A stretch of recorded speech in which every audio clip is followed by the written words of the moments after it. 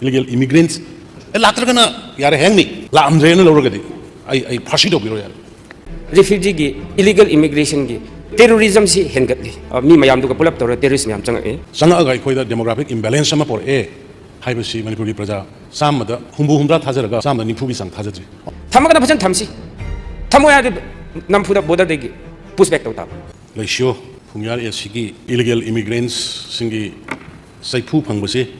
honorable member khata oiba male ahan base Churachandpur 150 Kangpokpi dam ani aina khanbadi masig data sidi langani chichumoi maramdi aigi kamjongda 6199 lerga how come real battlefield gi manakta leriba Chandel da Churachandpur da sikhak oiramgani habsidi ai thajabo kharwatli saipu phangdaba saina khangdaba sing hujiksu koi government sida sauri sa illegal immigrants sibu lakprane laibrane haijan bo oiramni da manipur ki praja thajadri honorable member laibiri ba mayam su yaningdri ba male nahan kamjongdagi nearly 2000 shift away kadai chakre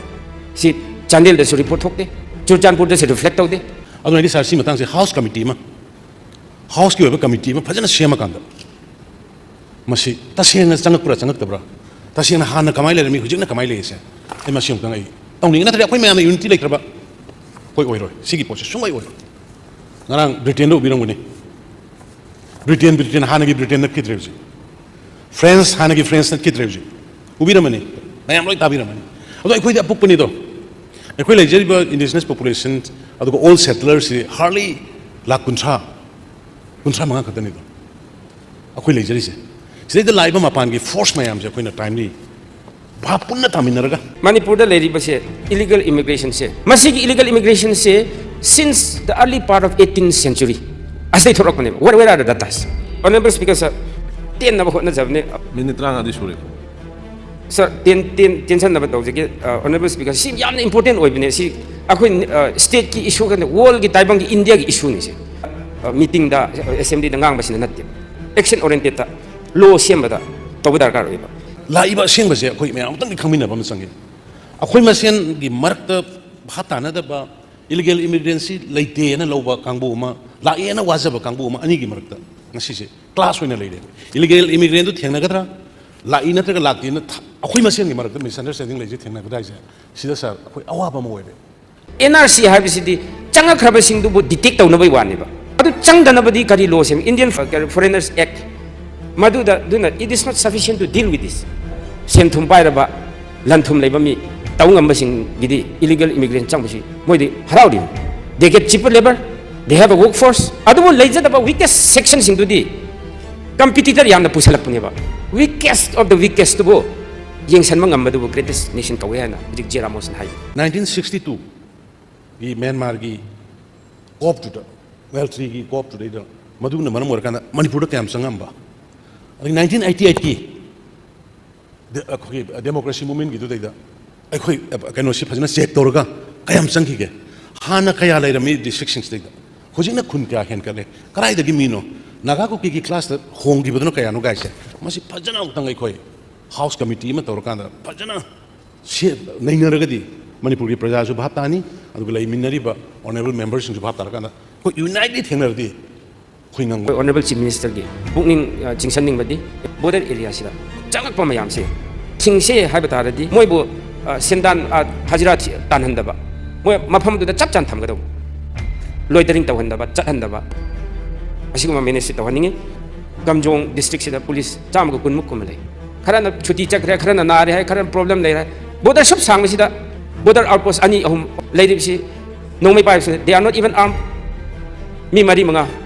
honorable member kitang loisan tabira loisan jare sir just 1 minute sir aduna border police station sing se strengthen tawhaningi manpower increase tawhaningi khangmo ba uruba satellite mapping da thengnaru ba khoi di tumba yade na 2006 ki photo ni mama mata kise makha gi 2018 ki photo ni 2006 ka 18 ga gi da le difference city ma khatagini town ma khatagini sigi pochi satellite nan la libra government la libra je khangmin na ba ma sange border pillar se since for the past many years neglect tawr lak moi si lambi thong lai tamni na akhoi ngam khai phau chatning da moi na mathak ta tawraga a chingthak ta pham ga se border area senior na hai makha yo traditional boundary du ga hojik yungi ba boundary se big difference gamjong district se da police cham ga kun muk kum lai khara na chuti chakre khara na nare hai khara problem lai border sub sang masida border outpost ani ahum leirib si nongmei pai se they are not even armed mi mari manga Honorable member kitang loisana tawbiro. loisan jarege sir just 1 minute sir aduna border police station sing se strengthen tawhaningi manpower increase tawhaningi honorable member ge mana hairi bisma magi kundu de ma kap tawge haing onda kaino sa tawge se kaino sa tawge honorable member na pukala ko sa koina ansal piri sidi only detect or ba 10,000 dunia adu sidi amuk anu bu sanga ko ngakne anu ba 2021 gi satellite mapping kai gai si mayam si uru matung gai koina masi kamai tawni no tawr kan dai khoje cabinet decision ko lorga ko mayam honorable cabinet collection phamaga lorga ko sub committee ko semisa le pau hokip si ko chairman hapaga ko naga martagi silna ma mr awangbo member wo hele aduga sri basanta kumar honorable minister yes ma basu member wo helaga nap yaure deputy commissioner sandial yaure tenopol yaure kamjong yaure phajol yaure superintendent of police sumaina committee ma government gi bureaucracy gi semaga hairiba akhoi gi cabinet sub committees na lead torga sir tigat pasat pani moi si lambi thong lai tamnina akhoi ngam khai phau chaning da bagi moi na mathak ta tawraga at ching thak ta pham ga si border area sini na hai makhai yok traditional boundary du ga hojik yungi ba boundary se big difference local lairiba local residents in villages in yam ngai border fencing tawgni hai adu tawdri ngai mamang da border de chuman biyo nearly 2-3 kilometers border du mathak ta ka yung re physical dominance makhoi ne hen tawre akhoi gi di patrolling phau chatre physical dominant tawtre aduna yaraga di border pillar do concern ministry aduga akhoi right authority singa honorable chief minister na sig issue si thangat piraga border dispute si chumhanba habsi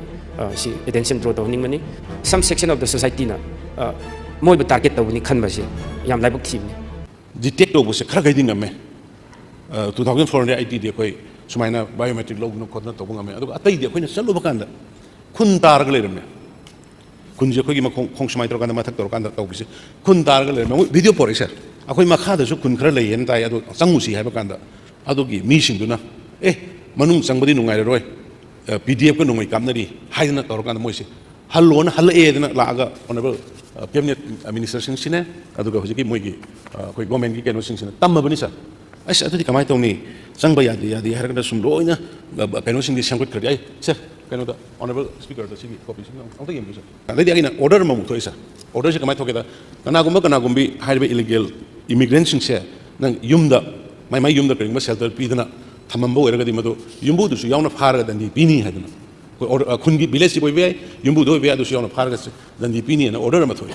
madagi di aikoina chochanpur dagi adugi mamangna sar chochanpur dagi fi sabam amada pura fi sarga leiramena mi chamaga nifu yankhagi matak phagat kiba ma sar tabiramani media da madugi pulap oina colony oina leiramani madu phagalaga poraga koi sigi sajiwagi koi rehabilitation rehab haigadra shelter home oina solisa jail nate adugi shelter home do thamakanda haiba singduni handa khara deport okiba adugi adagi sanga posing deport okiba tungmang na lakada urba mi singdu ki damakta akoi law si CMC habsi ma aga south da si issue si calling attention lo jamne thank you very much border sing am sang bari na ikoi da samase future da ikoi da yam sathina threat amani sa simade ikoi ngase house ki kutang da house ki mafam si da honorable speaker ki kutang da hajeningi sigi tawrai ba phimam se koi even me third me dagi third me gi matung da ada bom sai ka pa kan da some area khar da koi satellite na ubada new villages khar develop to boy ai satellite mapping se always koi gi ayam matam da tor kan moi survey to hol google ki kai gi tor kan aduna ai koi huji se koi na concrete koi ba ama samana na lawr kan da madugi thigat laga madugi bharat sarkar gi mateng lawr ga kholaga koi hana legi ba to leikre hana leikri ba mayam do sar leikre aduga anuba hana legi bai ba de koi base year ma de koi leidina kano gi inline permit ki kuthang bai koi 1961 base year on left bale 61 ni mamang legi ba singu de koi permanent citizen or all shelter or indigenous hai ba sumaina leikramina madugi matung da la ko singu di akoi fajana bharat sarkar gi help lawr deport to hodra ga di akoi machine gam jada indigenous population yam sathina akoi future da maduna effect lakani haidna isa sumaina thamjaningi ana honorable member na ngasi ukhatpi reiba pose hoi thenge adubu thengasu sungdok dok dabadagi di thengmana phai aduna ma hairiba mayam ama sida leiriba aikoina tawraiba status mayam sisu honorable member na su khangbiramgani khandokpagi thabakse huji su dum sathari haitare biometric loba adubu loin order sina maram morkana khitang ekoi serious oina tawba yadaba ꯆꯪꯅꯤꯡꯕ ꯃꯐꯝꯗ ꯆꯪꯕ ꯌꯥꯗꯕ ꯑꯗꯨꯒꯤ ꯏꯟꯀꯟꯚꯤꯅꯤꯌꯦꯟꯁ ꯂꯩꯌꯦ ꯑꯗꯨꯒ honourable ꯃꯦꯝꯕꯔꯅ ꯄꯨꯈꯠꯄꯤꯔꯤꯕ ꯃꯑꯣꯡꯗꯨꯗ ꯑꯩꯈꯣꯏ ꯍꯧꯖꯤꯛ district ꯈꯨꯗꯤꯡꯒꯤ ꯀꯝꯖꯣꯡꯒꯤ ꯇꯦꯡꯅꯧꯄꯜꯒꯤ ꯆꯥꯟꯗꯦꯜꯒꯤ ꯆꯨꯔꯆꯥꯟꯄꯨꯔꯒꯤ ꯗꯤ ꯁꯤꯁꯤꯡꯒꯤ ꯃꯈꯥꯗ ꯃꯣꯏ ꯊꯑꯣꯏꯅ ꯑꯦꯁ ꯗꯤ ꯄꯤ ꯑꯣ ꯑꯃ ꯌꯥꯎꯅ ꯑꯦꯁꯥꯏꯟ ꯇꯧꯍꯜꯂꯦꯔꯒ ꯗꯤ ꯁꯤꯒꯤ ꯃꯈꯥꯗ ꯇꯧꯔꯀꯥꯟꯗ ꯊꯑꯣꯏꯅ ꯃꯗꯨꯒꯤ ꯇꯤꯝ ꯁꯦꯝꯃꯒ ꯊꯝꯈ꯭ꯔꯦ ꯍꯨꯏꯚꯔ ꯆꯪꯉꯛꯄ ꯈꯣꯠꯂꯛꯄꯗ ꯃꯗꯨꯒꯤ ꯕꯥꯏꯑꯣꯃꯦꯇ꯭ꯔꯤꯛ ꯂꯧꯔꯒ ꯃꯣꯏꯒꯤ ꯁꯦꯜꯇꯔ ꯄꯤꯒꯗꯕꯅꯤ ꯍꯥꯏꯗꯅ ꯖꯅꯋꯥꯔꯤ 22ꯗꯒꯤ ꯃꯐꯝꯗ ꯌꯥꯝ ꯀꯟꯅ ꯃꯣꯅꯤꯇꯔ ꯇꯧꯅ ꯆꯧꯀ꯭ꯔꯤ ꯊꯥꯗꯅ ꯇꯦꯕꯜ ꯊꯥꯗꯅ ꯇꯧꯍꯟꯕꯁꯨ ꯌꯥꯎꯏ ꯑꯗꯨꯕꯨ ꯑꯍꯤꯡ ꯅꯨꯡꯊꯤꯟꯗꯤ ꯂꯣꯏꯅ ꯑꯗꯨꯝ ꯁꯪꯉꯒ ꯂꯩꯕ ꯉꯝꯗꯕꯅꯤꯅ ꯐꯦꯟꯁꯤꯡꯁꯨ ꯂꯩꯇꯕꯅꯤꯅ ꯁꯥꯔ ꯃꯗꯨ ꯈꯔ ꯆꯪꯕ ꯈꯣꯠꯄ ꯑꯩꯈꯣꯏꯅ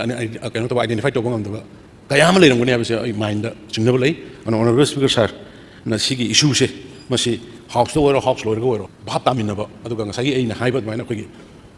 ꯑꯟꯗꯔꯁꯇꯦꯟ ꯇꯧꯃꯤꯟꯅꯅꯕꯅꯤ